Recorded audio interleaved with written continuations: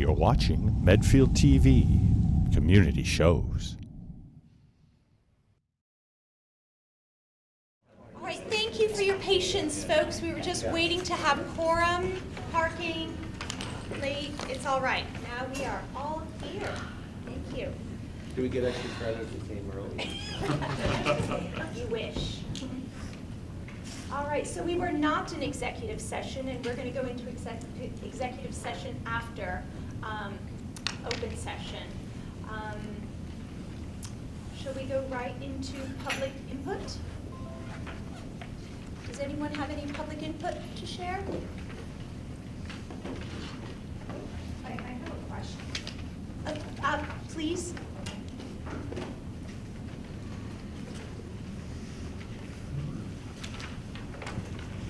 Hi, Jennifer Hearn. My quick question is, as it stands right now, do you know the projected enrollment, or not the projected, the current exact enrollment for kindergartners and first graders at Memorial? Because I'm just kind of wondering if all the full-time classrooms are full, which they are at 22, and how many of those half-day spots are currently full, how many are left, and what happens if they get capped. I'm just wondering what, because there's tons of houses and markets. Do you guys know right now how many of those half-day spots are taken? So I can tell you how many kids have registered as of today. Okay. We've had 4 additional students in kindergarten. So we had plenty of space for other students. Those kids are going right into the half-day program. I don't have the numbers of those right now, but I know that we have 28 new kids in elementary school as of today that have registered in the last couple of weeks. Okay. So we're still getting lots of kids in. Right. So if the, okay. Let's assume everything works out well and we get yes to 1 and 2.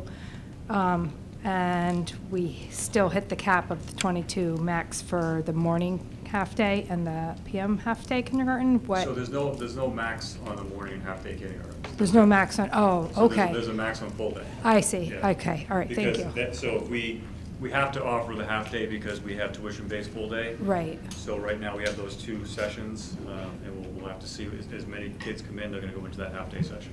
Okay. And then as for first grade, is that a hard cap as well for their class size? There's no caps in any class size. Recommendations, there's no caps. Okay. Yeah. All right. Thank you. Yep. Thank you. All right. Do we have a motion to approve the May 14th minutes? So moved. Do we have a second? I'll second. Okay. All in favor? Aye. Okay. All right, passed, wonderful.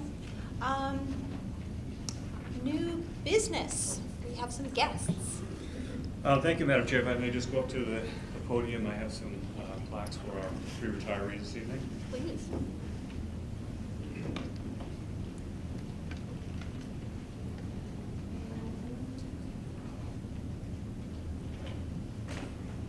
So this is always a bittersweet evening and a bittersweet event because you're so happy for the retirees after giving so many years to the students in Medfield, but you're sad for the school district and sad for the kids because they no longer have that great experience with these 3 great individuals. So when I call your name, just please come up and receive the plaque on behalf of the school committee.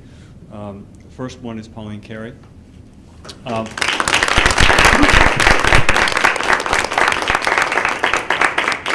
And Pauline's done a wonderful job with our health curriculum over the years, has been recognized as a Teacher of the Year in that field, and has spent 26 years of dedicated service to the children in the community of Medfield Public Schools.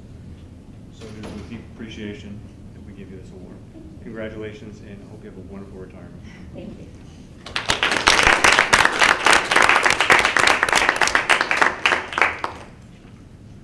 Next retiree, Kathy Curran.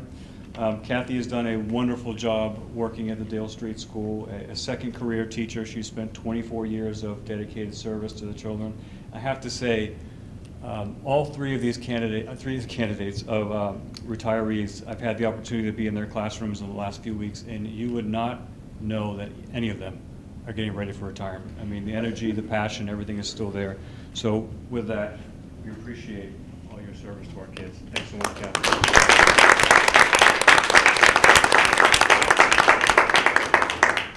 And Mike Slason. Mike has done an incredible job at Wheelock in developing that wellness, that sense of wellness of kids in early age. 32 years Mike has been here as a teacher and a coach. Was in his room the other day and was just showing me how the great things that he's done with constructing this unbelievable, what do you call it, Mike?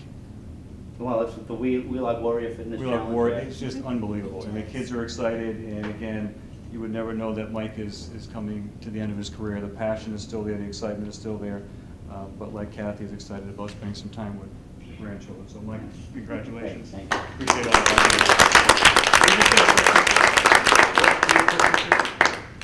We're gonna make the meeting even longer now.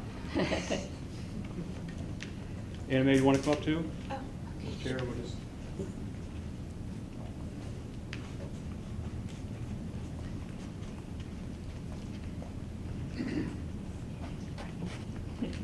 No pressure, everyone's looking at you. Get a picture taken. Okay, thank you. Thank you. Thank you, guys. Thank you. Thank you. Thanks so much. You guys. I'm still convinced that you guys aren't old enough to retire, but thank you very much. Thank you. Thank Feel it. Thank you. Thank you. Thank you. Alrighty, next on the agenda is the MOU with the Medfield Police Department. Thank you, Madam Chair. Chief Meany is here, also a short timer, as we know. One of the things that he and I have been talking about the last few years is getting a memorandum of understanding in terms of communication between the school department and the police department. So in your packet was the final draft of that he and I had put together. We've worked closely with the Norfolk County District Attorney's Office with this. We looked at some other examples of other communities that had put them together, namely Wellesley, where he used to work. They have a model memorandum of understanding. So we looked at it, worked with the Norfolk County DA, but also tried to tailor it to meet the needs of Medfield. So I don't know if anyone has any questions of what was in your packet, but Chief Meany and I can certainly speak to that. And Chief, I don't know if you want to add anything to what I said. But No, I think you've done fine. thank you, sir. I don't Appreciate wanna that. Expand your meeting anymore. So this really is going to be a way for us, and certainly with our conversations, a lot of this stuff we do anyway. So we're always in constant communication. Chief has been at our meetings already this year to talk about some of the communication that we have.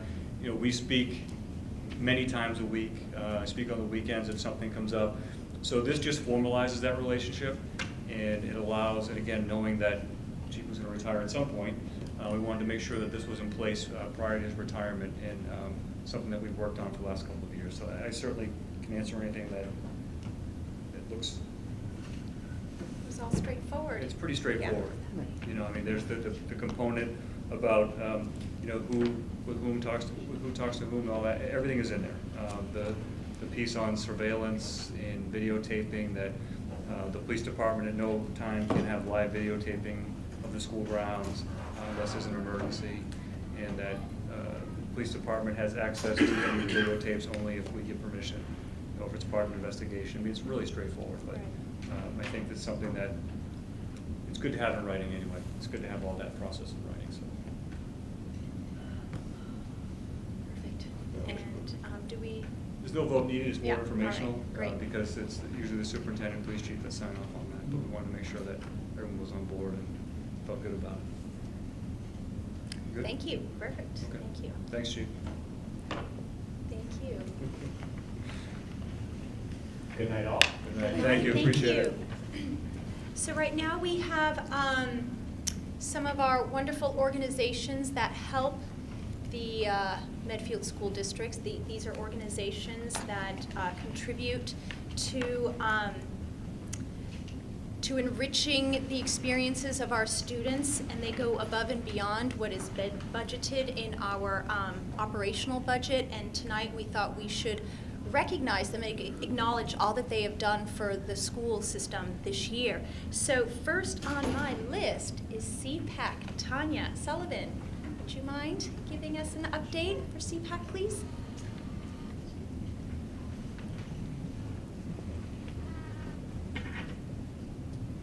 Big crowd. I ran into Jess in the parking lot and I said, I hope not everybody's going to the school committee meeting. It was very So I was like, whoa. Thank you, Madam Chair and School Committee and Superintendent Marsden. I wanted to give a brief overview of what CPAC did this academic year. And I just wanted to circle back to the mission of our CPAC. So our CPAC is really founded in our mission of working to improve the understanding of, respect for, and support for all children with special needs in our community. So different than the PTO and MCPE, we're not really a fundraising organization as much as we're an advisory committee. And we are comprised of members of parents of children who have special needs in the district, along with partners in our community, and we're heavily supported by our partners in the Department of Student Services. And I have to say, Gina DeLon this year has been an incredible asset and resource, and she's just been so open to listening to families' concerns and has really just opened some great communication. So what have we done this year? We've had regular meetings, and Gina DeLon has come to all of our meetings and provided information and updates to the attendees at the meetings, as well as their meetings are posted online on our website. In September, we invited the team chairs and coordinators because there's a new organizational structure in student services. So we invited all of the team chairs and coordinators to come to the meeting to describe their roles and communication and how families could communicate with either the team point person or a chair or a coordinator, or with the interim director. And then in January, the president, vice president, past president, and middle school rep participated in the student services director search, which was successful, we're happy to hear. And in January, we had Officer Michelle Manganello and Chief Meany attend a CPAC meeting to talk with families about ways they can partner with the police department to ensure safety of children with special needs. There are forms that can be completed, so if you have a child who's deaf or hard of hearing or disabled or has autism, you can communicate that to the police and fire department in your town so they know. So when they're responding to your family in an emergency, they can be sensitive to your child's needs. And then in March, we had Melissa Devine, the preschool and access program coordinator, attend a CPAC meeting to review access program and services, which was really, really fantastic to hear the breadth and the scope of the work that is done in that program, which is just above and beyond fantastic. And then in May, I met with the DESE Coordinated Program Review Surveyor as part of the CPR. Not CPR, but the Coordinated Program Review.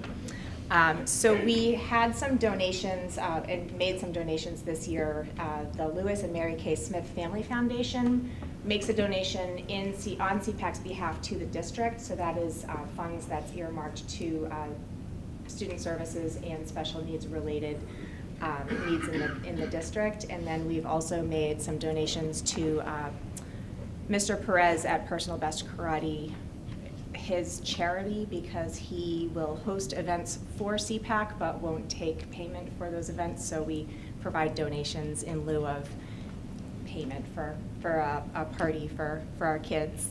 And we paid the Medfield High School Best Buddies chapter dues, and we contributed to the Angel Run and hosted a water table at the Angel Run, which has turned into a CPAC tradition. It's usually around like mile 1.2.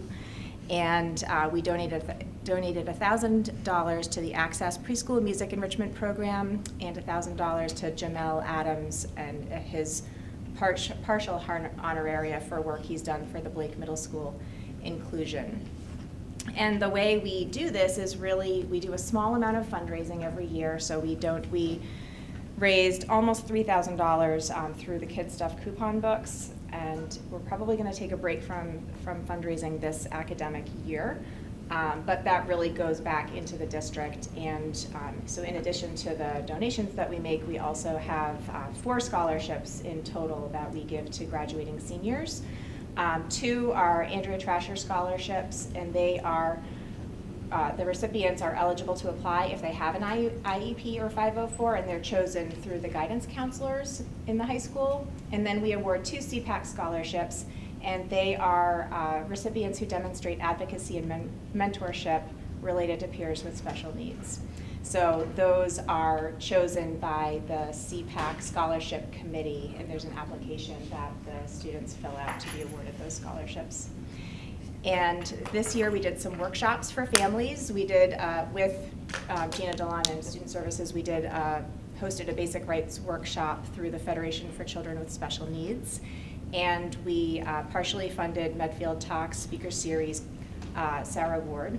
And we also hosted a Vision, Hopes, and Dreams workshop with Jill Curry. And I have to say, having attended that, there was a good amount of families who turned out, but I was so impressed and heartened by the number of staff and teachers who also attended, and it was just a real showing of kind of collaboration and openness to trying new things, and interest in involving families and students, younger students, in their IEP process, which is really just, it's so exciting. So we also hosted some family and student events.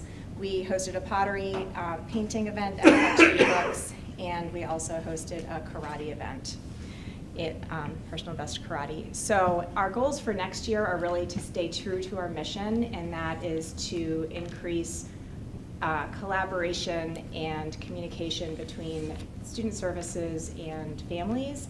And in that, we could not be more delighted to be involved in welcoming Mary Brule to the district. We're really excited to work with her and get to know her and have her partner with CPAC. So, and I just wanted to say, we also transitioned our website off of the district website onto a Google site, and that was really thanks to some key board members who put in a lot of work with transitioning things over, but it gives us a lot more flexibility in being able to edit things in real time. And if you ever have an interest in seeing when our meetings are, or looking at past minutes, or wanting to see updates, you can go right to our Google site. So it goes through medfield.net, student services, and then there's a link to the CPAC Google site.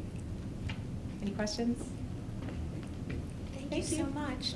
Thank you. Oh, and I have a slide deck. That's my annual report. I'll send it to you guys by email. Thank you. Thanks so much.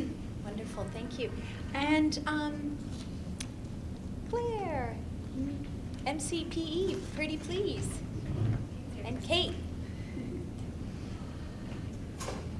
Thank you.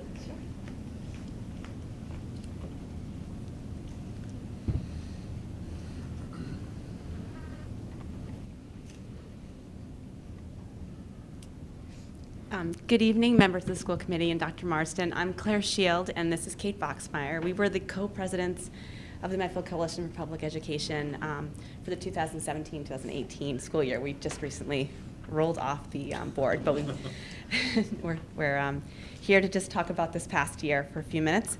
We'd first like to just say that the administrators, faculty, and staff continue to amaze us with their willingness to bring innovative improvements to an already exceptional school system.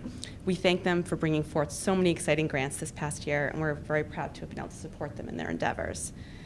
This year marked MCPE's 30th year. We were founded in 1987 by a group of community members who felt strongly that academic excellence in our schools was critical to the economic and social health of our town. And they saw an opportunity to provide assistance to the public schools in the face of rising financial constraints. And 30 years later, MCPE continues this important work. This past year, thanks to the incredible generosity of the Medfield community and our corporate sponsors and our donors, we were fortunate to raise nearly $200,000. Through the successes of its fundraisers, MCPE was able to fund over $115,000 in grants to the 5 Medfield public schools. I'll just highlight a few of our favorites.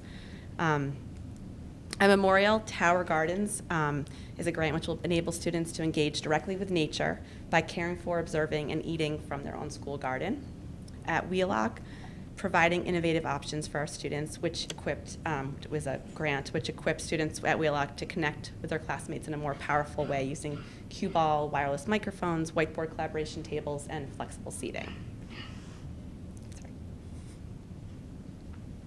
Continuing on, at Dale Street School, we were able to fund this year Google Expedition virtual reality kits that are providing teachers, students, and staff opportunities to explore and engage with the world. The kits enable users to go on virtual journeys to landmarks, travel through the human body, visit a variety of career opportunities, and much more. At Blake, we funded a grant called Bony Fish Dissection, which funded supplies for the grade 7 science department to expand the curriculum to include bony fish dissection using plastic bony fish models.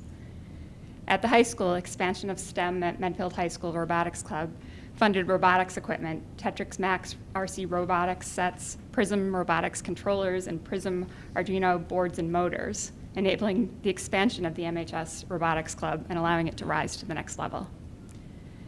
District-wide, the Innovators Mindset, this grant funded author George Koros to be the keynote speaker and facilitate workshops at Medfield System-Wide Digital Learning Day.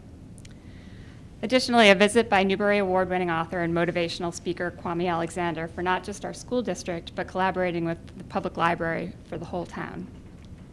And last but not least, we want to mention we recently funded in our last grant cycle Medfield's participation in the Challenge Success Program, a research-based program out of Stanford University that was developed to help school communities provide students with the academic, social, and emotional skills needed to succeed in today's current fast-paced, high-pressure culture.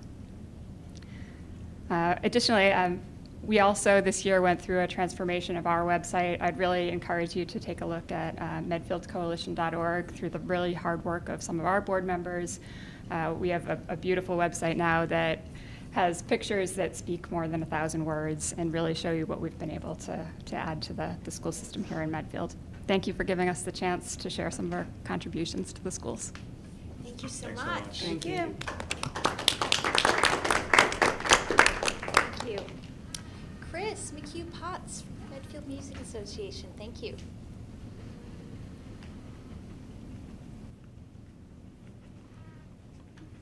Thanks, everyone. I am co-president of the Medfield Music Association, and my counterpart is Lynn Clifford, who is also co-president of the MMA. The MMA is one of the oldest parent-run organizations here to support the schools. It was formed in the 1970s. Our mission statement is pretty short and simple, supporting music in Medfield Public Schools through money, volunteers, and advocacy. Our fiscal year end is August 31st, so we'll have a formal year-end report at that point. We still have money to spend and to support the schools with. But at this point in time, we anticipate contributing $42,000 to support the K through 12 Medfield Music Program for the 2017-2018 school year. Of that, nearly half, about $20,000, covers the cost of music professionals hired above and beyond budgeted music staff responsibilities. These professionals fall into three general categories, what we call music coaches. Someone like Yvonne Wallach, who works with, she's a percussionist who works with the marching band at the start of the school year to get them ready for marching at the football games. Clinicians such as Moxie Strings and Grace Kelly, who come and work with the students during the day. And then guest artists such as Ina Klein, a consort at Wheelock, as well as Grace Kelly, who are more performance-oriented and perform with the students at night or during the day. Another large funding category that accounts for more than $10,000 of our disbursements are grades 6 to 12 student scholarships. These are both merit and needs-based, and they include college scholarships that were awarded to seniors last week. Our total annual scholarship funding has actually increased the last couple of years as a result of the new Dan Mulaney Memorial Scholarship that was created in his memory after a tragic workplace accident last year. The remaining amount of our funding that we expect to disperse by the end of this year is about $12,000, and it covers everything from things like 150 plus Philadelphia orchestra tickets at the high school music trip, to choral accompanists, to festival participation fees, to teacher professional development, instrument purchases and repairs, as well as professional ensemble recordings and commissioned works. Beyond funding, the MMA volunteers are equally important, if not more so than the money. In fact, the nationally recognized group, the independent sector, calculates that the value of each volunteer hour and the amount it sets is used in government reporting. And this is a nonprofit national group that does this. The current value of one volunteer hour, and this is for all nonprofits, not just MMA, is now $24.69. And when we look at everything that we do throughout the year to support the schools, it's very, very labor intensive, very dependent on volunteers. And we calculate that our MMA volunteers contributed about 1,500 volunteer hours this year, which adds up to a contribution of time valued at about $37,000 to the Medfield Public Schools. But all of these dollar amounts are really meaningless unless you know if the funding that we've provided actually had an impact, and that we've made a difference. And that's really important to all of us on the board and now all the parents and the individuals who are involved with the MMA. We take great care to determine, are we having an impact? How is the support of the music program benefiting the students? Capitalized students, we have to look at how we're helping the students. We do this a lot of different ways, periodic polls of families.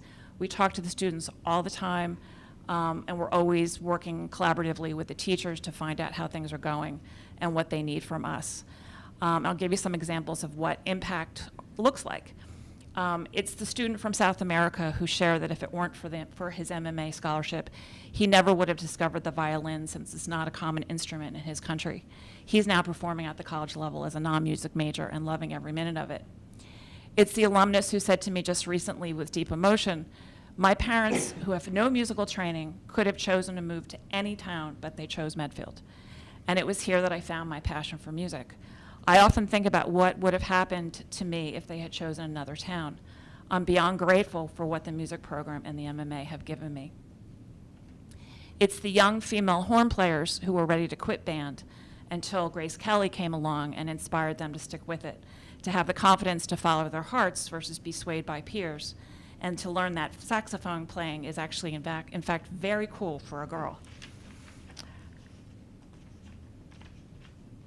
And it's so many boys, like my sons, who say they were better able to focus in all of their classes and on schoolwork because of the listening skills developed in the music program, and that those skills were strengthened even more so through private lessons that we funded through MMA scholarships. And there are so many more stories like this.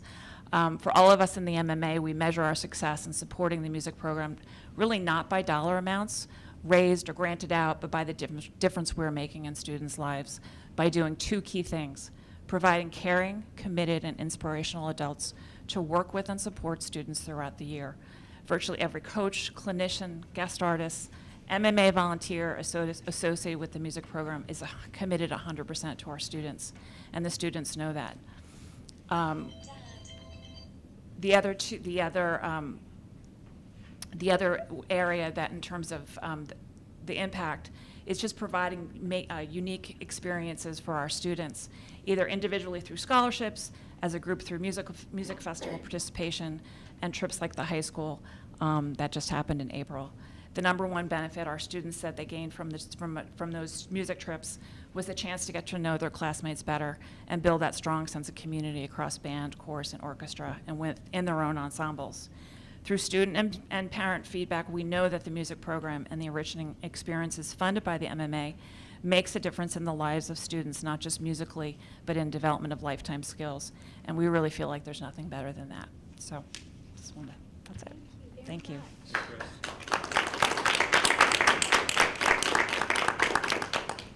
you. Linda Salisbury, do you mind coming up, please? Speaking on behalf of the theater organization. Hello, thank you.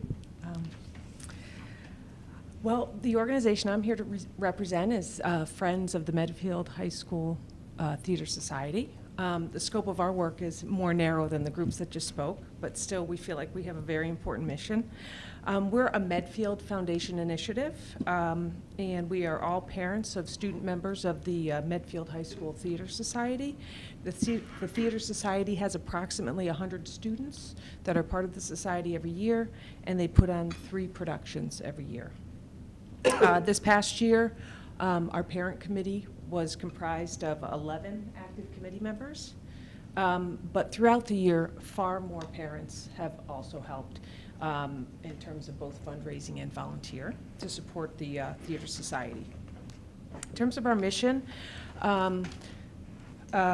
we believe theater is an essential to a comprehensive education and the creation of a healthy and vibrant community. And we support the Medfield High School Theater Society to ensure the success, not just of the program, but of every individual student member of the society. What we do is we support the students and the club and the director through fundraising and through coordinating volunteers.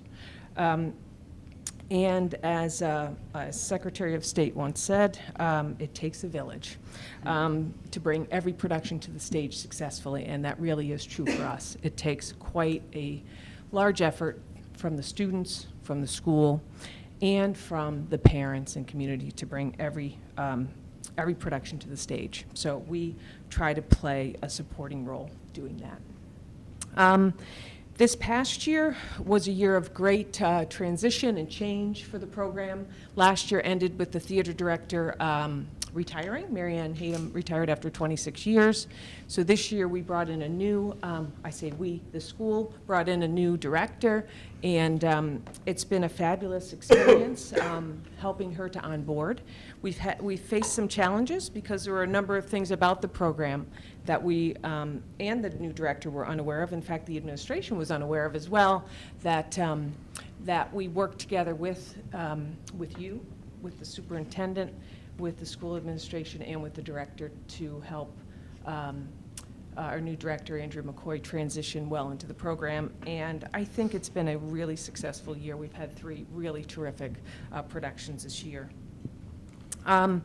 We kicked off the year with trying something new. We had a booth at Medfield Day for the first time. We partnered with the MMA.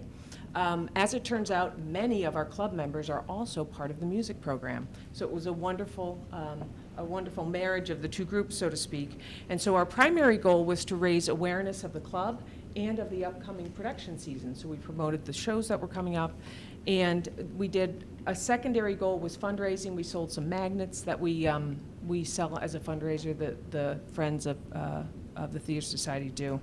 And we accepted some amount of donations. The kids were fantastic. They really ran the show with face painting, playing musical instruments. They were dressed in costumes and engaging with the community. And we just really want to, it was very successful, and we're going to do it again. And it's just a great way to kick off the year, get the students engaged right away, and the community building awareness. And we also won the most informative booth prize this year. So it was an award-winning year, and so as part of that, we get a free booth next year. So that's pretty awesome. We're already signed up for next year. The bulk of what we do is to support each of the 3 productions. So we do that in a number of ways. First of all, for a number of weeks before every production, the Theater Society has what's called Tech Saturdays. And this is where all the work that's off stage really comes together. Things like costume design and construction, set building, a lot of the tech work, sound design, lighting design, and so on that needs to happen.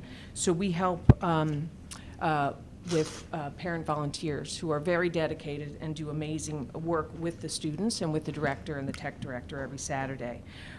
We also this year helped manage ticket sales, and I should have brought that figure, but that was somewhere in the neighborhood, I forget, I don't even want to guess because I'll be wrong, but we did manage the online ticket sales as well as ticket sales in the lobby.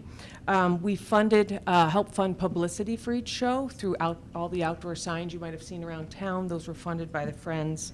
The week leading up to every production is called Tech Week, and that's where everything kind of comes together, the actors, the sound, the design, everything, and very intensive rehearsals the week leading up to every production. So during that week, we support them by feeding them. So we provide meals in the cafeteria for, depending on the size of the production, anywhere up to about 75 to 100 people for the musical, and smaller for the other shows. We do that actually for 2 of the 3 shows. And then the weekend of each production, we basically manage and run what we call front of house, okay, so the lobby. So ticket sales, concessions. We also help and coordinate with all the students that are the ushers and so on, and they help us decorate in that. So a big part of what we do is in that front of house. Another thing we did this year is we had a fundraiser coordinated with Savers. The organization Savers collected a lot of materials, which we then drove a U-Haul over to Savers, and they gave us, per pound for the donations. A secondary benefit of that is we oftentimes get some pretty cool costume pieces and props that come through. We got a great cutout of Elvis this year. An amazingly nice fur coat this year, a new coffee machine for the drama room, and a few other goodies that they were really happy to get. We also help with funding of some things. For example, this year the musical was Pippin, which is a circus theme. And so there was a circus skills workshop that was held in December for all club members. And we paid for the instructor. So an outside instructor came in for that. So we funded that. Every musical requires a choreographer. And that is not funded from the school, so we funded the choreographer for Pippin. We paid for her to do that for us.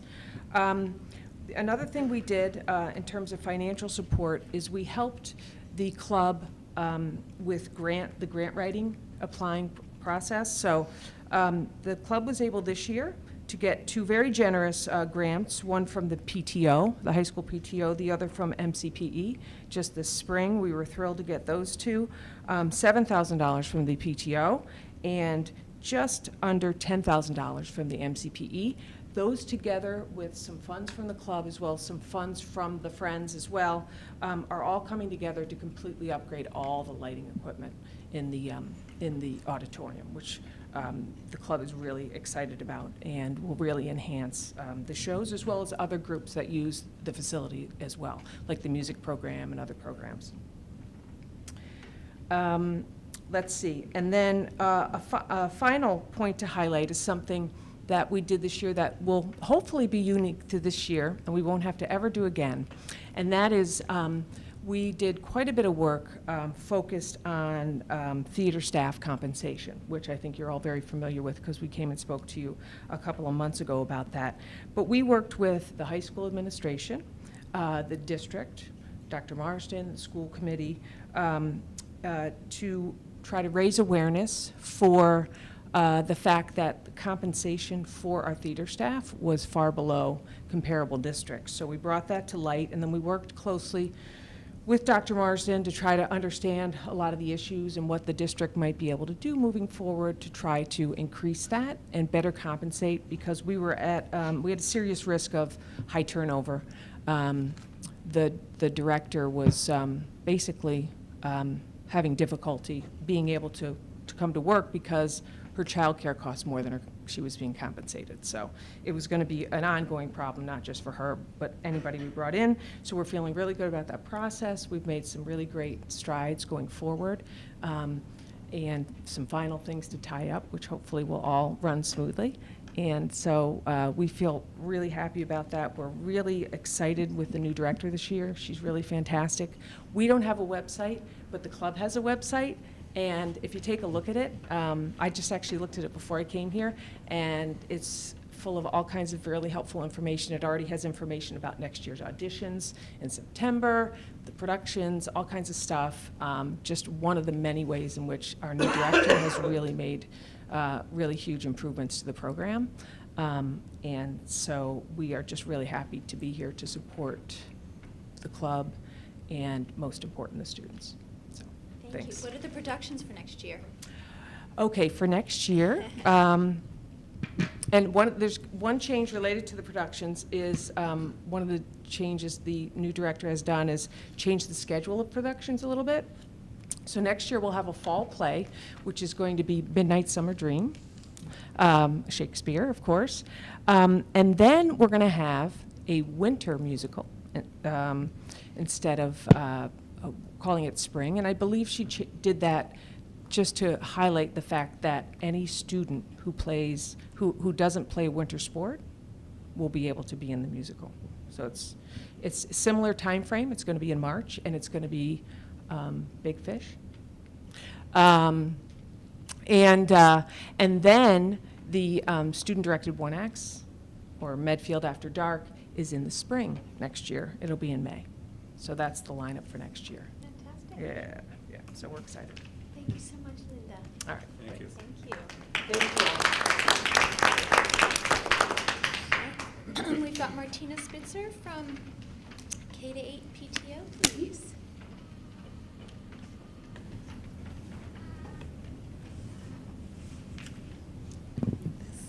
Hi, everybody. My name is Martina Spitzer, and I'm the current president of the townwide K through 8 PTO. Thank you, school committee and superintendent, for inviting us to speak this evening. So just wanted to kind of give a quick overview of PTO, because there's lots of kind of moving parts with it. So there's PTO representation in each school, and townwide K through 8 oversees the elementary and middle schools. So I use the term oversee a little bit loosely, as really each school PTO operates fairly independently. They run their own fundraisers, they manage their own budgets. They process the grants that they receive from their school staff, so they allocate those proceeds, and they generally organize their own events. The townwide K through 8 PTO is really in place just to kind of manage more of the organizational items. So, for example, we receive all of the dues that are submitted at the beginning of the school year by the very generous parents and donors. And then we allocate them to each school based on the student count. So it's just an easier way to have those funds flow in and then get distributed to each school, particularly because there's so many parents that have kids across multiple schools. The members of the K through 8 PTO board include the publicity chair and a website coordinator. So all of the media and publicity for the K through 8 PTOs, those 4 schools, it's all routed through one source, so that we can kind of keep the messaging consistent. We can make sure that it's well publicized for everybody in those age groups. We, as a townwide PTO, also organize the back to school luncheon, and we manage items that impact all of the K through 8 schools, such as our annual insurance policy that gets paid out of the townwide funds. We do the website renewals. And then we also work with the treasurers from each of the individual school PTOs at the end of the year for the accounting submissions that need to go through to the accountants. So one thing to note is that the PTO isn't just all about fundraising and fulfilling monetary requests. It's also heavily involved in many of the events that just make the days more fun and special for the kids. We coordinate the room parents, we plan the ice cream socials, manage the book fairs, and we organize a lot of year-end events. So we're heavily involved in organizing and getting those volunteers needed to have those more social and fun activities that the kids remember throughout the school year. We put on the Winter Carnival every year, which is just a gargantuan task with so many volunteers. I can't even imagine how it gets pulled together every year, but it does. And one of our goals over the past few years has been really to try to unify the Memorial, Wheelock, and Dale schools PTO. They all have their own individual PTO, but we wanted to kind of have the messaging a little bit more unified across the 5. So one of the things that came out of that was this year, for the first time, or at least the first time that I'm aware of, the Winter Carnival proceeds were distributed across all 3 of those schools. It had traditionally been distributed just to Memorial and Wheelock, and Memorial and Wheelock were the schools that put on the program, wrangled the volunteers. This year, Dale was more heavily involved too in the organizing at the beginning and getting the Winter Carnival in place, and they shared the proceeds. So that's one of the ways they're working a little bit more collaboratively across those 3 schools, sharing ideas on other fundraising opportunities, and just, as I said, having a little bit more of a unified message across those 3 schools. Across the K through 8 schools, the PTO revenues generally average about 100 to 110K in fundraising and donations. We fund a wide variety of requests ranging from technology to library and makerspace enhancements. So just a very short overview of a couple of, per school that were particularly mentioned this year. So at Memorial, one of the grants that we funded was bringing in a guest songwriter who worked with first graders to create a unique song, and they then performed that song for the kindergartners. And I think the song was designed where each class contributed certain parts of the song, and it all came together to one overall melody. And then at the end of the year, the first graders are going to get a CD of what they performed. We're putting in a TV monitor near the front entrance at Memorial so that the announcements will be visible to everybody who comes into the school. At Wheelock, we worked with MCPE to help fund the Wheelock Warrior course, which I know was a huge project for Mr. Slayson that is, from what I've heard, an incredible achievement. I know that the kids at Wheelock love it, so we were very happy to be able to contribute towards that. We also are contributing a weather vane for the Victory Garden at Wheelock. At Dale, we worked to also help contribute towards the cue ball wireless microphones, as well as giving each classroom at Dale $150 each to update their library selections within their classrooms. At Blake, the donations typically go towards things that are more, that tend to tie in closely with the curriculum. So for example, they did enhancements, they brought in speakers and programs such as a Pharaoh and a Roman military presentation. And then they also did work to complete some microphone upgrades for the theatre. I think everybody's aware that over the past year, the theatre at Blake has had significant upgrades with many organizations contributing, and PTO was one of those contributors in the large overall scheme. One of the things that we did was we provided recess buckets for each classroom in Dale and Wheelock, and at Blake we also added books to the library that included LGBTQ themes, as that was a bit of a shortfall in the library, so that was a request that came through that we were happy to donate. The PTO is very excited to be contributing $6,000 of the $7,000 cost to bring author Matt De La Pena to Medfield next year, which is a school read, and there's tied into that book. He wrote the book Love, which is going to be the summer reading for, I think it's at least the elementary schools. I'm not sure if it extends to Blake, but off of that book there are district-wide projects being associated with that theme. It ties in the library. There's going to be projects at the high school, and it's still very much a work in progress in terms of just like the full scale of what it's going to be about, but we're very excited to be working with MCPE to be able to bring that speaker to Medfield. I just want to wrap up by saying that, I think, for every member on the PTO, we feel so fortunate to live in a community where there really is such an emphasis on providing our children with the best education. The volunteers who make up the PTO boards that become the room parents, they chair the committees such as Winter Carnival or Kids Night Out, they scoop ice cream, they tend rocky wood fires. We're really in it so that we can fill that gap and make sure that we give the kids and the staff everything that they need so that the kids get just like the best experience that they can while they're in our schools. And we're happy to be able to contribute and fill those gaps. So thank you very much. Thank you, Martina. And the high school PTO could not be here tonight, but I'm just going to read their statement for you. The MHS PTO had a great year. We raised over $22,000 through our two main fundraiser endeavors: dues collections and concession stand sales. This revenue has enabled us to fund fun programs like teacher staff appreciation luncheons and purchase of Spirit Week t-shirts for the MHS community. We were also able to fund over $28,000 in exciting grants such as a new sound system for the turf, upgraded theater lighting, and materials for makerspace in the library. The PTO has also brought many speakers and programs to the high school and the wider community. This year we enjoyed presentations by Chris Herron, a perennial favorite, Rob Evans, in conjunction with Medfield Talk Speaker Series, and peer training through the One Love program. We are also very, very proud of our cooperation with MCPE, who helped to co-fund many of these important initiatives. None of this work could have been achieved without the countless volunteer hours and financial support of our dedicated MHS parents. Thank you to all who have been instrumental in our success this year.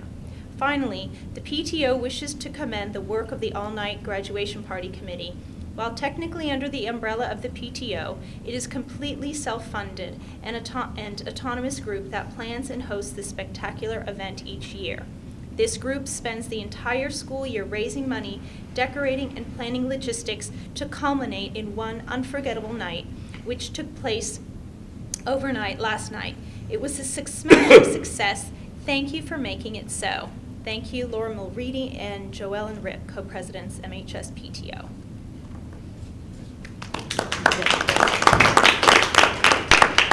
Thank you all very much for presenting tonight. It was important for us to recognize all the organizations that support us and give our children experiences outside the classroom and enhancing experiences inside as well. So thank you very much. Madam Chair, I would add that, we just couldn't do it without the support of these groups. I mean, not just the monetary, but the volunteer hours that they give us really enrich our kids and provide that experience that we expect in Medfield. So I can't thank them enough. Exactly. All righty. So thanks again. What we have next is school communication. So you. Yes. So we had received a letter, and was it one of the snow days? We received a letter from a parent in terms of, it was a Blake parent and Dale Street parent. And we had a situation on Pine Street where, a bus that goes through. Sorry? It was the Nor'easter. The Nor'easter, yes. Where Pine Street was blocked on the Dover side and on lower Pine Street side. So the buses could not get through. And his concern was the communication, or perhaps the lack of communication, to the parents of where are our children. So they were on the buses and they were returned back to school. However, the parents weren't alerted, and his kids were dropped off at the Medfield at Blake, and then they had to walk to the Medfield Public Library. So I just thought, as I was on that bus route, I didn't get a phone call or an email.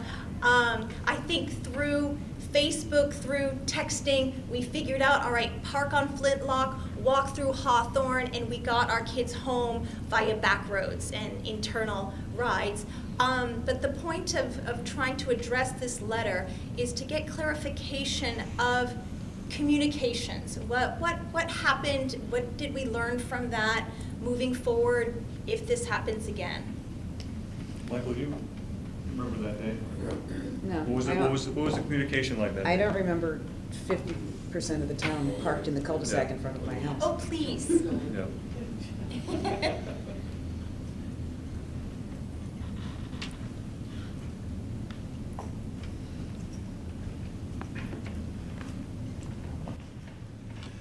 Okay, so we had about 5 or 6 trees down that day. Yes. And so we were finding out, before the police department was finding out, that the trees were coming down. In that situation, as the bus was approaching, the tree fell. Right. So they radioed back into our office and said, we have students on the bus, we can't get through Pine Street, tree fell. At the same time, we got notification from the Dover side that there was another tree that fell on the Dover side, because we were going to have the kids rerouted through Dover to come down Pine Street so we could deliver those kids onto Pine Street. And we had, I think, Jeff, you were on one radio, I was on another radio, Phyllis was on a third radio, so we were on the fire station, we were on the police channel, and we were on the bus channel all at the same time, trying to get communication which streets were being closed and which streets were open. So we made a decision at that point that because the kids were on the bus, we couldn't get them through either end, that we're going to bring the kids back to the middle school. We notified the middle school, which was, once the kids got to the middle school, they were supposed to notify the parents. But the kids were actually texting their parents quicker than we could notify the parents. So then we were getting calls from parents saying, we just got a text from my child that they're going back to Blake's, you know. All the lines at central office were being occupied by parents calling in, because we also had Causeway was closed at the time, and we had a couple of streets by Indian Hill that were closed at the time. They were just coming in quicker than we could make phone calls out. We did have, by the time that the elementary runs went out, we had a chain list going. Every school was on the chain list calling parents. We had all secretaries at the central office making calls to parents. That situation with the middle school was just, it happened all at once, and we just couldn't get the information So quick how does enough. the chain work at the So elementary? the bus company calls my office, and then from my office, we notify the schools. They pull out a list through Aspen on who's on what bus, and we start making phone calls to parents. At the same time, we also send out an email to parents notifying them that, you know, that the tree is down or whatever the situation is. But that comes out of my office, the email.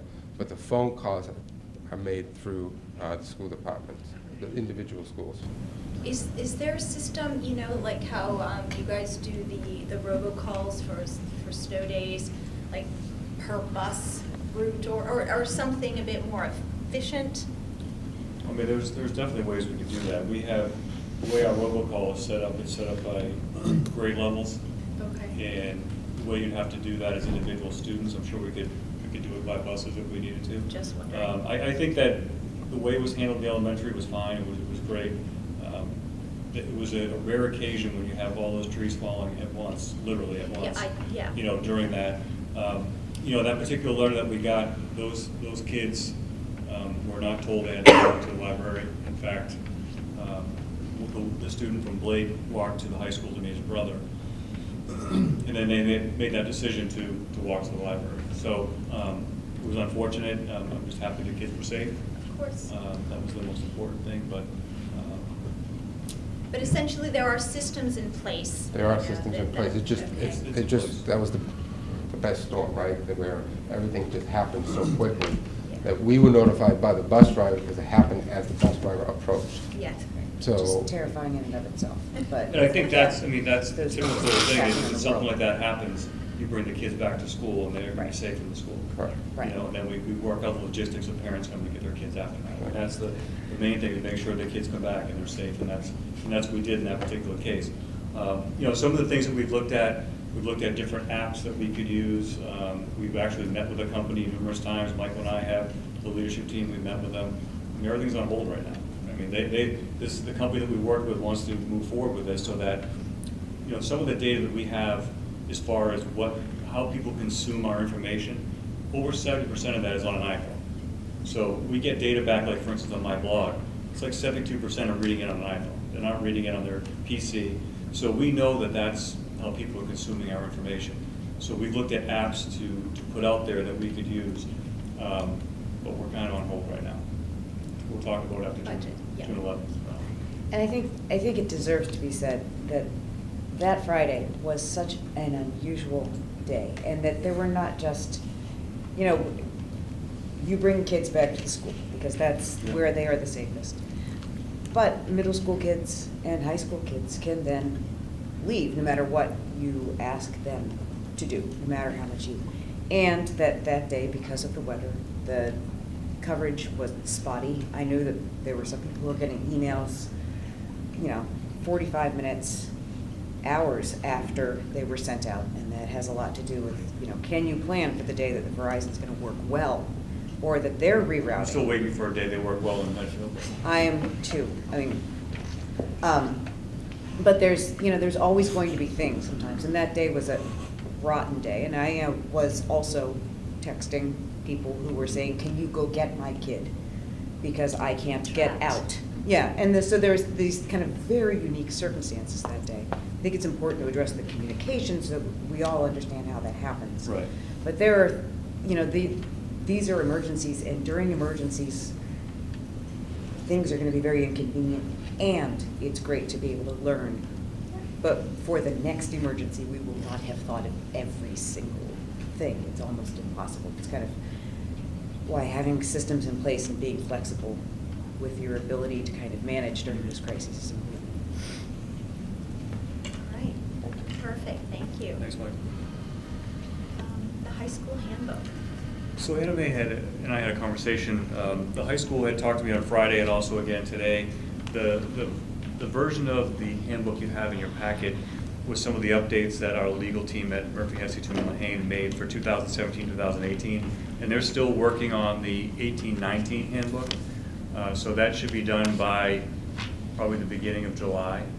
So Anna Mae and I talked about it today, that it makes sense to bring that back to you in August, at the August Right. meeting. Yeah. And just make that an annual thing, that if we have any adjustments in that you folks can look at it during that time.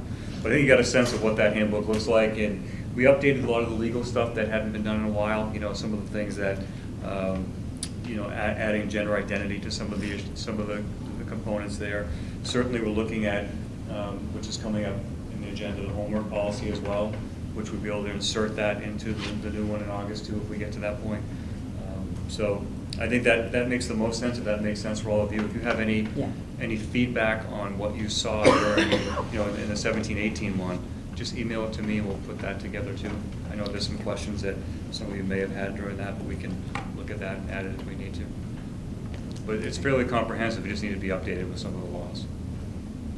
Yeah, and also mirror what's happening in the schools. Like, for example, the RISE program is Right. not mentioned in the handbook, and Right. some of the homework policies or absences are a little bit, a little militant immediately, that has to be turned in. Whereas I think now with RISE, there's a bit more, Yeah. more of a compassion element that I think should be reflected in the handbook. So anything that you find, just send it my way and we can take it from there. Perfect. Thank you. Super-duper. Homework policy. Thank you, Madam Chair. In your handbook, in your packet, thank you, you have a copy of a draft homework policy that was developed by the SEL task force. And I know a couple of you on that committee, and it seems to be at work and saw the presentation. But I think they've done an excellent job with this. They looked at other homework policies across the state and got some information and used some of the data that we got back from either talking with teachers or talking with kids and assigning some of the, you know, the whole reason behind homework, talking about how it's not required, it should have a clear purpose, which is communicated to students, and then laying out really some of the obligations that we all have as parents, responsibility as parents, as teachers, as students, and putting that all in there, I think is really a great way to do it. Defining the types of homework that students may get, and then assigning times and maximum amounts for each grade level, which I think is something that will bring some consistency, you know, to it. I think that, you know, there's going to be some conversation. I sent this out to the teachers last week and just gave them a couple of weeks for comment on it. So to provide comment to the building principals, and we'll take a look at some of it. Like, for instance, we had to look at the time for homework at the high school and realize that students that take AP classes won't count towards this because they just have a different schedule and what they need to accomplish. So 120 minutes total of homework for high school, if you're taking APs, just won't work. But I think if you look at the progression of homework amounts and guidelines they put together, a maximum amount for a typical student in kindergarten, 5 to 10 minutes. First grade, 10 minutes. Second grade, 20 minutes. Third grade, 30 minutes. 40 minutes in fourth grade, 50 minutes in fifth, and then get to middle school, 60, 70, and 80 as they progress on, and then 120 minutes into the high school. So I think there's a lot of research behind what they put together. They did a lot of work on this. We've had some great conversations as a group in SEL, but also this mini group that worked on this, and they're pretty proud of this, and they should be. The other component they put in here, which, you know, we think is important, is assignments before holidays and school vacations, so limiting the amount of homework that can happen before and during vacations. So some of the unintended consequences with that is sometimes folks get stacked up with work, prior to a vacation or a holiday, so we got to look at that as well. But I think it's important for the teachers to just take this, digest it for a week or two, give feedback, and they'll let us take that feedback and look at how we can adjust the policy. But I would, welcome any feedback that you folks have as well. I think this group was comprised of parents, teachers, administrators, students, so it's pretty well thought out. But certainly it's different, so with anything different, we get pushback in this world, so I'm sure we'll get some pushback on it, but any Jeff, I have one initial question. feedback? Yeah. And my question is actually more of a percentage question. Can you tell me, we have a very high proportion of kids who do take AP classes. Do you know what the percentage is on that? I don't know what is offhand, no. I mean, it's So at one point, kinda 3 years ago, stunning. we had the highest percentage of kids in the state that were taking AP classes. Right.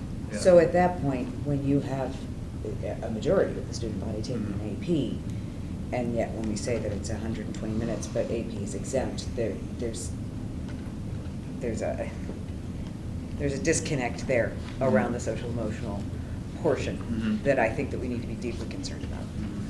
And I'd like to ask our students, I mean, what's your gut when you hear 120 minutes for homework at the high school level, and knowing that there are different kinds of kids and kinds of, study habits, etc.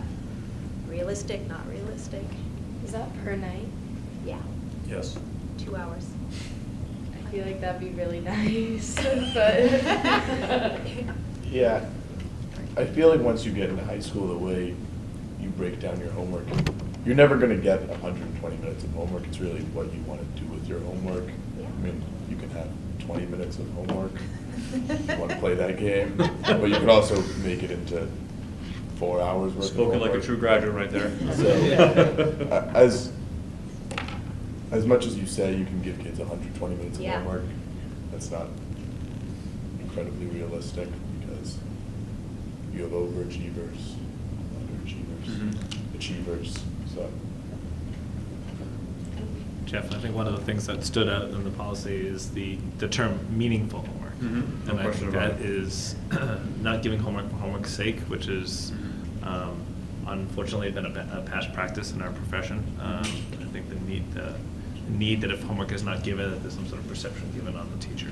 So that's some of the things that jumped out of the policy in the first pass. Yeah, the perception that it's not rigorous enough, right? Because it's not 3 hours of homework. Right.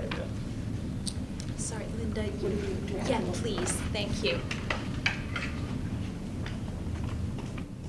Thank you. Linda Salisbury, 57 Colonial Road. Thank you for letting me just add one comment. James, that was very well stated, actually. I have 2 high schoolers, and I totally agree with that statement. But one thing I did want to just mention is I know that AP classes are exempt from some of these criteria or recommendations. I would like to also request that AP classes not have due dates during holidays. Okay, now my daughter took a couple of APs this year, maybe even 3. So I can't recall which class it is, so I don't want to call out the class without being well informed. But she had multiple due dates during the winter holiday break. Due dates during the break. So it wasn't that she had some homework over the holiday. She actually had to turn things in electronically. And I believe students had to give each other feedback on things. I was very frustrated as a parent. I thought, our kids are under so much pressure. They finally get a break. And here they are having due dates during the holiday. I know that AP classes are challenging on tight timing, but they are getting 3 credits, which is a 1-semester course in college, that they're taking over 8 or 9 months. And it seems to me that they could probably do that without having due dates during holidays. So thanks for listening. Thank you. In addition to their recommendations, this homework policy group, they did so much work, and they've done a really thorough, impressive job, but they do list holidays, sanctioned. So we just want to give the teachers time to process and have their feedback, but as a parent as well, there needs to be some sacred time. And I'm sure so you guys could then enjoy your holiday time as well. But, any other comments on homework?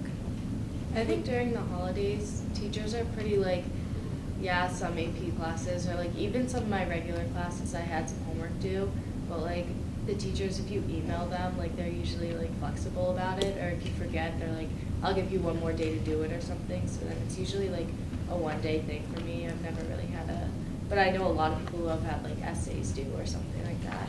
And I'm not sure that you should have to make special arrangements. That would be my personal feeling, like that as a child and as a student and as somebody who is participating in the learning environment, that you should have to then advocate for yourself to not have to do something during the holiday. You know, and again, our teachers have to. I would say with AP decide. though, there's, it's kind of what you sign up for. It really is. I mean, I think that's what people have to understand as well, that if you're going to sign up for a rigorous course like that, sometimes you're going to have to do some of the work that other kids aren't, and there's a strict timetable with AP that, I'm not saying it's right, I'm just saying that's part of the gig when you sign up for AP. It's part of it. But she was also talking about regular classes. Right, So, right. So we need to, but I also want to be, I understand that AP is this animal out there that kind of eats the world, and is important and rigorous. But if we have so many of our students, it's kind of like all of these exceptions are the things that raise the stress level. If we were to just kind of do a basic curriculum, then yes, it would be, this would be great, it would totally work. But it's the exceptions that are the things that end up piling on, and that's how we need to look at it systemically. So And I think we've had conversations too. Yeah. With SEL and also at the leadership level too, is that, sometimes we find that the stress is caused by misplaced classes, misplaced course levels, so that if someone is recommended for a certain level and then parents override that recommendation because they want their student in honors or AP, then that creates stress too if the child really shouldn't be in that level or wasn't recommended for that level. I mean, that's something too. So that's a reality that we deal with, and it's something that is important to remember. it's going to be one of those things I think we end up working on over the next several years as Right. we're looking at SEL, is how do we kind of also change our own internalized expectations about what excellence truly is. It's part of challenge success. Yes, exactly. Part of And it. then I was hitting that segue for you. Yeah. I was giving it right to you. But I think that was a theme in the SEL task force group, teacher stress, schedules, homework. A theme within all the groups was, all right, can we break it down? If you are taking honors history sophomore year, how much time, quantifying each course in terms of what's the expectation. So actually writing it down on a piece of paper and processing it that way to be a bit more mindful. But think about the feedback we got from 800 residents in town, so that when we did our strategic plan initiative. So we got feedback that said the two top priorities were maintain excellence, and by the way, student and teacher stress. I mean, just remember that. That was this community, and that's what they were saying. There's a natural tension there. Right. And that's what we're trying to work through right now. But Right. that's the expectation, is to maintain the excellence, which I think we've done a real good job with. But also, now we're trying to address the student and teacher stress in that as well. I think some of the That's strategies you've taken, Jeff, with the focus on strategic pedagogy, the work you're doing at middle schools, that you're trickling up to the high schools, and it's been a couple of years since I've attended Digital Learning Day, and some of the work that I've seen from a pedagogical perspective goes back to that meaningful work. Yes, there's a lot of writing and a lot of research that's involved in the AP courses, which also stress on the teachers because they have to grade those DBQs and everything that goes along with an AP course. You guys go to school to teach an AP. That's right. So we send teachers away in the summer just so they can teach an AP course. Exactly. There's a lot of stress there too. And I know the AP is changing some of their structure to make the critical thinking skills a little more on the forefront as opposed to the work for work's sake. Yeah. I'm hopeful that those pieces will come together through the work that we're engaged in. So, but being mindful of it is important in our practice. That's good feedback. Thank you.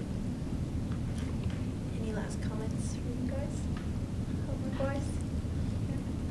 Cool. All right, thank you. Now's your chance. Can I just ask quickly, the average student, how many minutes would you say? You were talking about sort of the high achievers, and where would you say the average?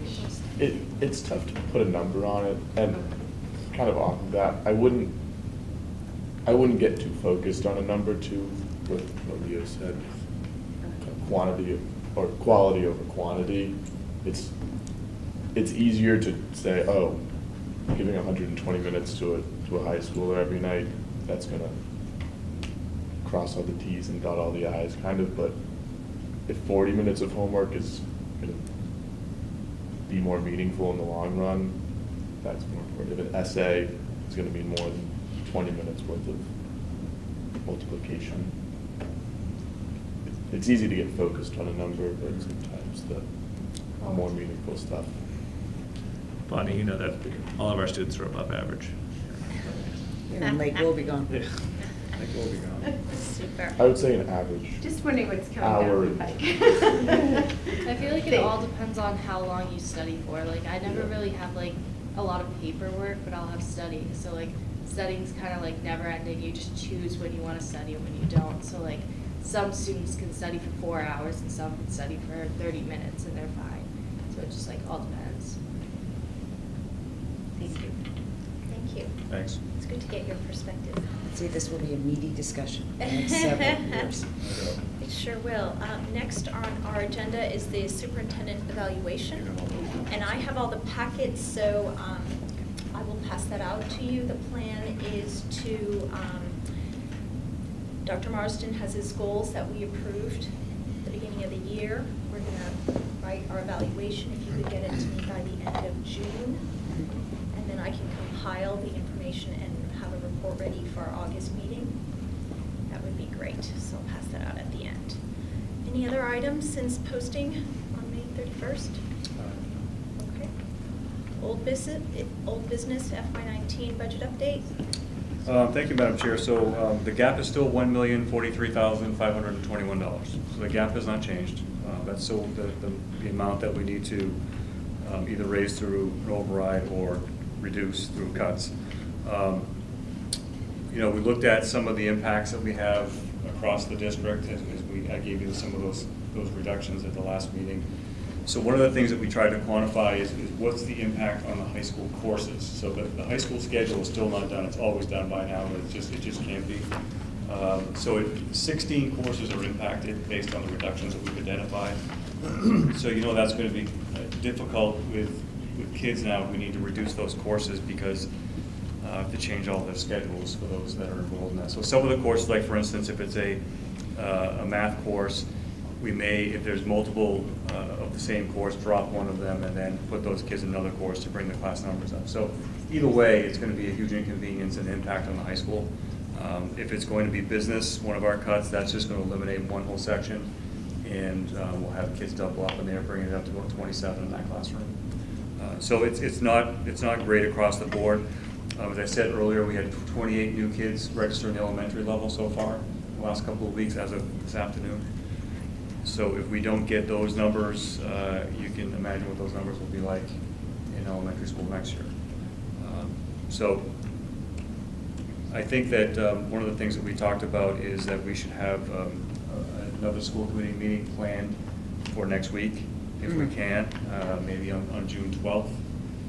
So if the override does not pass, we have to really sit down and go over the budgets and reductions. We've identified positions and names and all that.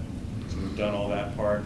We want to finalize that because I have to do the reduction in force letters to teachers by June 15th by law. So I want to make sure that we follow that and make sure that they have that information. I'm meeting with teachers on Thursday for a voluntary staff meeting just to go over some of the scenarios that we're looking at. But I mean, it is what it is. You can't find $1 million. You can find 150, you can find 200, but not $1 million. So that's where we are. And I want to note that in the teacher contract, it does have that stipulation of 25 kids in a class, but you were just talking about 27 kids in a class. How does that work? Yeah, I mean, I think it's where it's practical, right?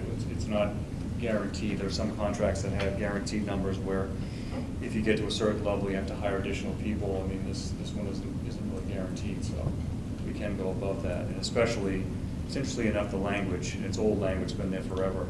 It addresses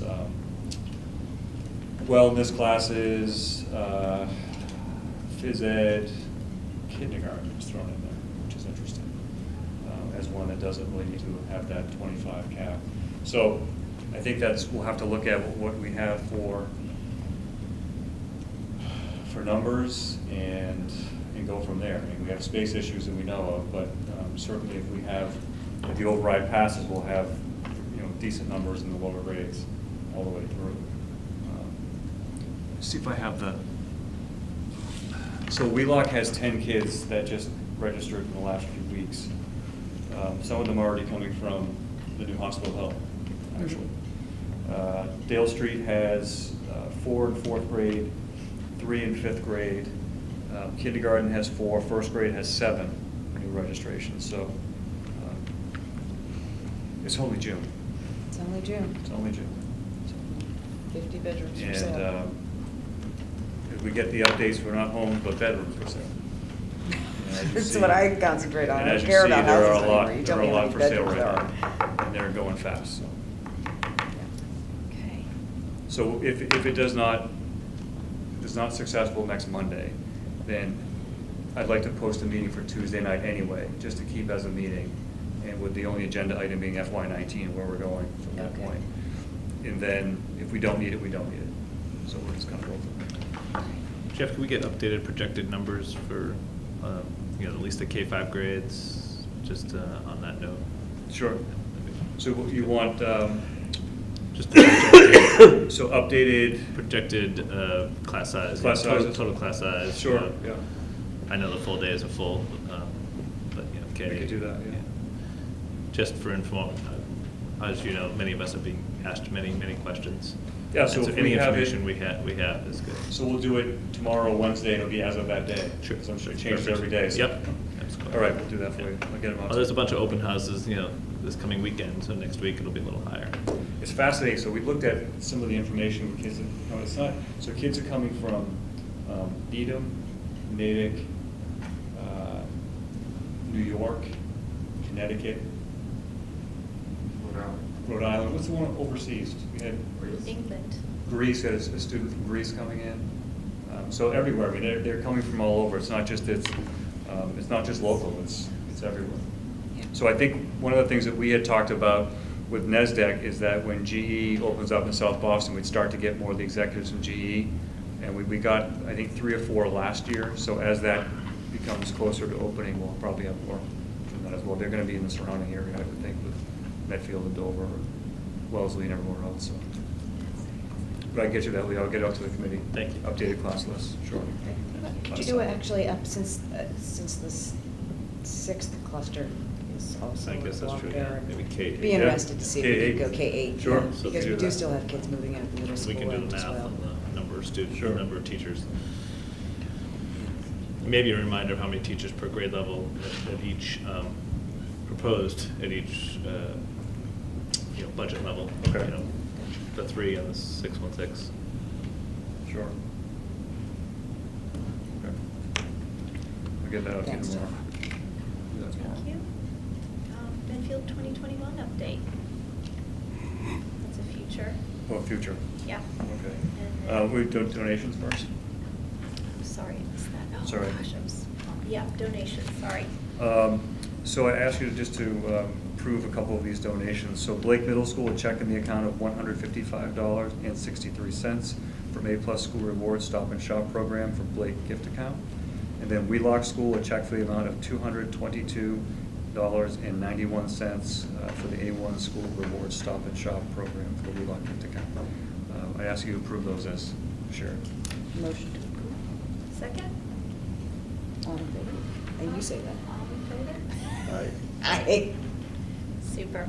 All right. Yeah, I have no information items this time. Okay, wonderful. So future agenda items are FY19 budget and Medfield 2021 update. So, All right. Can we just check the availability of June 12th, just so? I'm good. I'm good. I just, You won't be there? too? I would Okay. make it happen. All right. so we still have quorum. If Chris can come, that'll be Okay. a bonus. So we'll get that posted then this week. Alrighty, so we are now going to move into Executive session. executive session. If we could just quickly, before we do that, Yes. do an acknowledgement of James, Yes. who is, Could I, before you? no? Could I? Yes, you may. Before we Breaks. do our kumbaya. Yeah. I would like Nice, James, I like to that. Gratitude, James. Right there. introduce Maddie Reddy as the 2018-2019 Hi, Maddie. School Committee. I'm very excited for Maddie. She's doing a Welcome. great job. Welcome, Maddie. It's an exciting job. Depends on the Special night. thank you to all of you guys for everything you've done for me this year. To have kind, you all been, and to the coolest superintendent I know. Granted, I don't know. It's the only one you know. But thank you guys for the whole year. Thank you. Been a lot of Thanks, fun. James. And by the fact that you are actually here right now, I like, know, it gives you dude, like you were like- superstar status. Totally. You technically have nothing to do with us right now. I graduated I don't have yesterday, anything to that's it. report on. Is when this kid, when I handed you your bag at 5 o'clock this morning, you said, "I'll see you in 14 hours." I was like, oh, man, you are hardcore. That's great. Thank you, guys. Thank you. Thank you, James. Any updates or?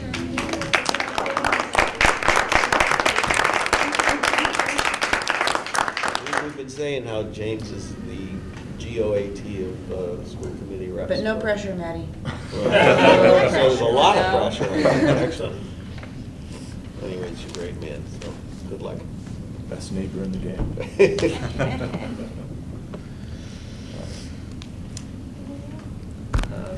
I did Get have- out and vote. Next week, get out and vote Monday. Makes sense, yep. I did end up being able to spend a day in a half-day and half-day K and half-day preschool and a full-day K classroom. And, you know, there are just parts of this job that are very difficult. For instance, how our budget process is going to work and hanging with that. But when you get into a classroom, or you get to do all-night grad, or you get to just go to graduation, that is what truly makes this job worth it. And our children are well cared for and amazing thinkers. They are being educated to the best of our ability. And we just keep on striving, but honestly, I have to tell you, it was just a complete joy, so. Super duper. Yesterday was, yes, the most fun I've ever had with school committee was handing out those diplomas. Mhm. It was so, I felt your joy. And so that was a great honor for me. And I thought all-night graduation was fantastic. I was a dealer. And that is probably the Car best dealer. job. Car Car- dealer. car. Car dealer. Blackjack. Wanna make sure. Blackjack, 21. James is a witness. But that was great fun. I hope you guys looked like you were having a great time. We had a blast, yes. That was fantastic. So I want to wish you all the best, and Tulane, and forever. Yeah. Well, I'll always come back to my school committee meetings when I'm back home. We're gonna hold you to that. I just want to thank the class of 2018, everyone that went yesterday. It was a great day. We all got sunburns, which was great, but it was great for the kids. It's always, again, much like the retirees, it's so bittersweet. You're so happy for the kids, but you're sad to see them go. So many great kids, and the relationships you forge over the years, and you're happy for the families. So and it was a wonderful day yesterday. So we're happy for all. Wonderful. All right. So now we will move into executive session to discuss strategy with respect to collective bargaining and litigation. If an open meeting may have a detrimental effect on the bargaining position of a public body, and we will not be returning to regular session. So good night, all. Roll call. Jessica Riley, here. Leo Brown, here. Here. Mayor Shadrook. Thanks, guys. Thanks, guys. See you around.